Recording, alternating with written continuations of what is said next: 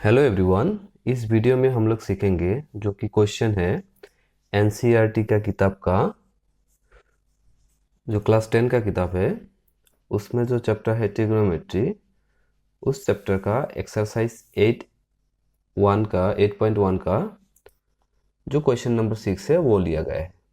तो ये जो क्वेश्चन दिया गया है, if angle A and B are acute angle, तो मतलब एक ट्रायंगल का अगर एंगल ए और एंगल बी जो है वो एक्यूट एंगल है। एक्यूट एंगल मतलब जो कि 90 डिग्री से कम है। तो कोई भी एंगल जिसका मेजरमेंट 90 डिग्री से कम है उसे एक्यूट एंगल कहा जा सकता है।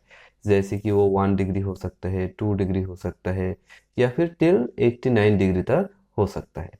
1 डिग्री, 2 डिग्री, 3 डिग्री, 4 डिग्री, हालांकि 89 डिग्री तक होने से वो सब एंगल को हम लोग कहते हैं एक्यूट एंगल। तो यहाँ पे क्या बोला गया कि अगर एक ट्रायंगल है, जैसे कि अगर हम लोग ट्रायंगल को ड्रॉ कर लें, सपोज हम लोग ये वाला ट्रायंगल को ड्रॉ कर लिया जो कि एक राइट एंगल ट्रायंगल है, इसका एक एंगल जो है वो 90 डिग्री है। तो दो एंगल, जो एंगल ए और एंगल बी है, ये दिया गया है एक्यूट एंगल, मतलब ये 90 डिग्री से कम है। ये दो एंगल जो है ये 90 डिग्री से कम है। सच दैट, हालांकि cos A is equal to cos B, cos A और cos B अगर इक्वल है तो show that angle A is equal to angle B। तो हम लोगों को दिखाना क्या है कि एंगल A और एंगल B इक्वल है। अगर cos A और cos B इक्वल होता है, समान होते हैं, तो हम लोगों को ये दिखाना है कि एंगल A जो है ये एंगल B का बराबर है, सेम टू सेम है। जो एंगल A का वैल्यू है और एंगल B का जो वैल्यू है ये सेम है। तो ये हम लोगों को दिखाना है। तो पहली बात तो हम लोगों को यहाँ से पता चला है कि जो एंगल ए और एंगल बी है ये एक्यूट एंगल है, मतलब ये 90 डिग्री से कम है। तो पहले हम लोग ड्रॉ कर लिया एक ट्राइंगल, हालांकि हम लोग यहाँ पे लिखेंगे in triangle A B C. तो यहाँ पे हम लोग लिख लिया कि ट्राइंगल ए बी सी से, हालांकि ये वाला ट्राइंगल हम लोग कंसिडर करेंगे। तो इसमें जो दो एंगल है, एंगल ए और एंगल बी, हालांकि ये एंगल है, तो इस दोनों एंगल जो है ये 90 डिग्री से कम है। तो हम लोग को दिखाना है कि ये दोनों एंगल इक्वल है। तो यहाँ पे दिया क्या गया कि cos A is equal to cos B। तो क्वेश्चन में जो मेंशन किया गया cos A is equal to cos B, तो ये cos A और cos B को जानने के लिए हम लोग को पहले जानना जरूरी है कि ये जो ट्रिग्नोमेट्रिक रेशियो है, जैसे कि sign, cos, tan, cot, sec, cosec, उसे हम लोग को जानना जरूरी है, जो कि मैंने पिछले वीडियो में अच्छे से एक्सप्लेन किया। आप लोग जाके देख सकते हैं अगर आप लोगों को समझ में नहीं आता है तो cos A और cos B, हालांकि यहाँ पे एक में लिया गया एंगल A को, दूसरा में लिया गया एंगल B को। तो ये जो ट्रिग्नोमेट्रिक रेशियो है, जैसे कि cos थीटा है, cos थीटा का जो रेशियो है वो है ऑपोजिट बेस बाय हाइपोटेन्यूज। तो cos थीटा का जो रेशियो है वो है बेस बाय हाइपोटेन्यूज। तो पहले हम लोग एक लेंगे एंगल ए को, दूसरा वाला में लेंगे एंगल बी को। तो हम लोग और एक ट्रायंगल ड्रॉ करते हैं, जो हालांकि आप लोग मान के चलिए कि ये दोनों ट्रायंगल जो है ये सेम साइज का है, सेम मेजरमेंट का एंगल है। तो यहाँ पे हम लोग लेते हैं वही सेम एंगल, जो कि यहाँ पे हम लोग लेंगे एंगल बी को, यहाँ पे लेंगे हम लोग एंगल ए को। तो यहाँ पे हम लोग एंगल ए को लेंगे तो एंगल बी को लेने की जरूरत नहीं है। तो यहाँ पे लिया ए को, यहाँ पे लिया बी को। हालांकि आप लोगों को मान के चलना है कि ये दोनों ट्रायंगल जो है ये सेम साइज का है, सेम एंगल का है। तो अगर हम लोग ये एंगल लेते हैं तो कोई भी ट्रायंगल का जो सबसे लंबा वाला साइड है उसे हम लोग हमेशा कहते हैं हाइपोटेनियस। तो इसका नाम देते हैं हम लोग हाइपोटेनियस। तो यहाँ पे भी जो सबसे लंबा वाला साइड है इसका नाम होगा हाइपोटेनियस। अभी ये जो हम लोग पहले जो ये cos A लिया गया है, हालांकि हम लोग जब A के बारे में बात करते हैं तो हम लोगों को एंगल A दिखना है।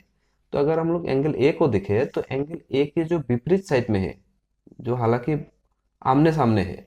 तो ये जो साइड है, ये साइड को हम लोग या फिर ऑपोजिट साइड कह सकते हैं या फिर परपेंडिकुलर भी कह सकते हैं। हालांकि हम लोग यहाँ पे ऑपोजिट साइड का इस्तेमाल करेंगे, ऑपोजिट साइड। तो ये साइड को हम लोग कहेंगे ऑपोजिट साइड।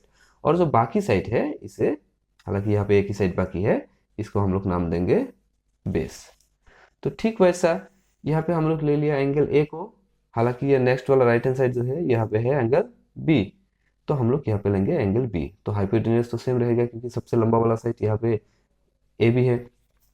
तो एंगल बी का जो ऑपोजिट साइड है, हालांकि ये आमने सामने है, तो यहाँ पे ऑपोजिट साइड बन रहा है ए सी।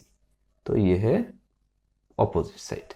और जो तीसरा वाला साइड बाकी है इसको हम लोग लेंगे बेस। तो ट्राइंगल दोनों सेम है, खाली ऑपोजिट साइड और बेस बदल रहा है। तो अगर हम लोग ये कॉस ए का जो रेशियो है ये हम लोग लेंगे, हालांकि कॉस का जो रेशियो है ये बेस बाई हाइपोटेन्यूज है। तो यहाँ पे कॉस ए का जो रेशियो बन रहा है एंगल ए के हिसाब से वो है बेस बाई हाइपोटेन्यूज, हालांकि ये ए सी बाई ए बी है।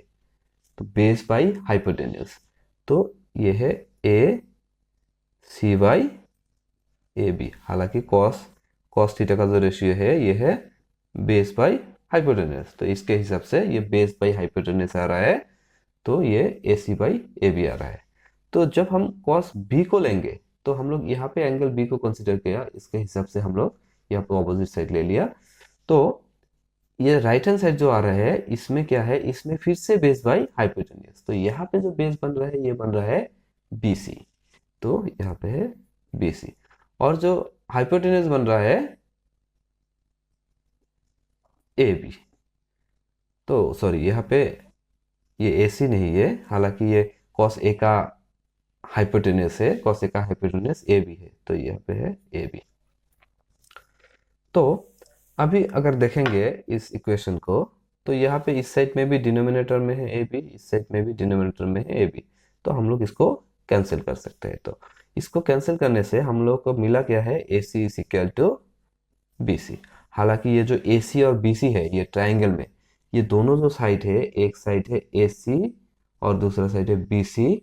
तो ये इक्वेशन सॉल्व करने के बाद हम लोग को मिला कि ये दोनों साइड जो है ये एकदम बराबर है, इक्वल है।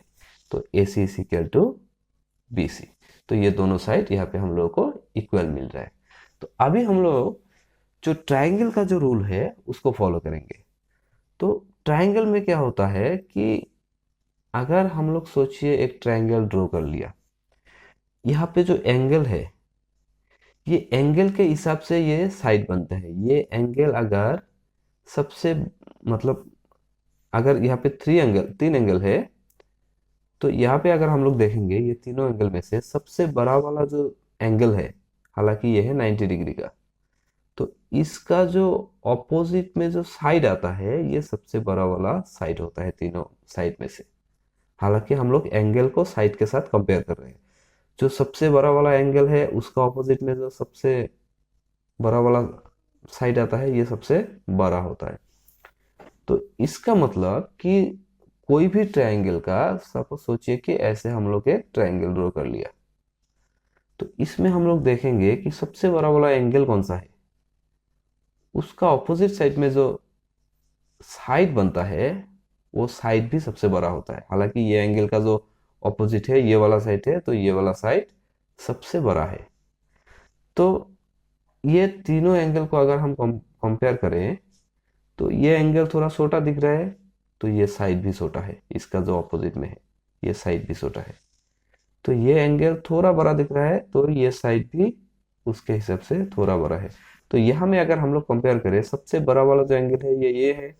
अगर हम लोग यहाँ पे ए बी सी लेते हैं तो सबसे बड़ा वाला जो एंगल है ये है, तो इसके ऑपोजिट में जो साइड आता है ए सी, ये सबसे बड़ा साइड है।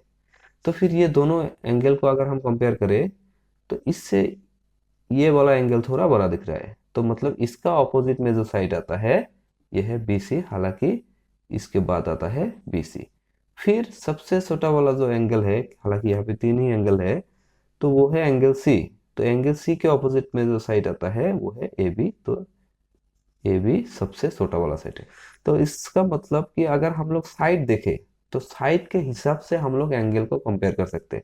अगर साइड सबसे बड़ा है तो एंगल भी बड़ा होगा, और अगर एंगल बड़ा है तो साइड भी बड़ा होगा। तो उसके हिसाब से यहाँ पे जो ये ए सी और बी सी है, ये दोनों इक्वल है। तो अगर साइड इक्वल है तो ए सी के ऑपोजिट में जो एंगल बनता है वो एंगल बनता है एंगल बी। ए सी के ऑपोजिट में जो एंगल बनता है वो बनता है एंगल बी। और जो बी सी का ऑपोजिट में एंगल बनता है, ये है बी सी, इसका ऑपोजिट में बनता है एंगल ए। तो ये इक्वल हो रहा है। तो हालांकि एंगल ए और एंगल बी जो है ये इक्वल हो रहा है। और इस ये वाला जो रूल है, इसे कहते हैं कि अगर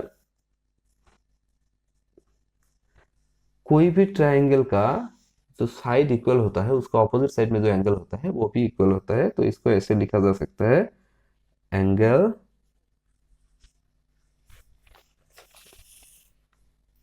opposite to equal sides are equal in a triangle। मतलब कोई भी साइड, जो साइड बड़ा होता है उसका ऑपोजिट साइड का जो एंगल है वो सबसे बड़ा होता है। अगर साइड इक्वल है, हालांकि यहाँ पे ये साइड और ये साइड इक्वल है, तो इस साइड का जो ऑपोजिट साइड में एंगल है ये है एंगल ए, और इस साइड का जो ऑपोजिट में एंगल है वो है एंगल बी। तो एंगल ए और एंगल बी क्या हो रहा है, साइड इक्वल होने की वजह से एंगल ए और एंगल बी भी इक्वल हो रहा है। तो यहाँ पे हैंस शॉर्ट। तो ऐसे ही इस क्वेश्चन को सॉल्व कर सकते हैं। तो अगर इस वीडियो को पसंद आया है तो आप इस वीडियो को लाइक कर सकते हैं, और अगर आपको लगता है कि ये चैनल ज़रूरी है आपके लिए, कि आप यहाँ से सीख सकते हैं, तो आप इस चैनल को सब्सक्राइब कर लीजिए, ताकि मैं यहाँ पे वीडियो डालने से आपको पहले ही वीडियो मिल जाए। Thank you so much for watching.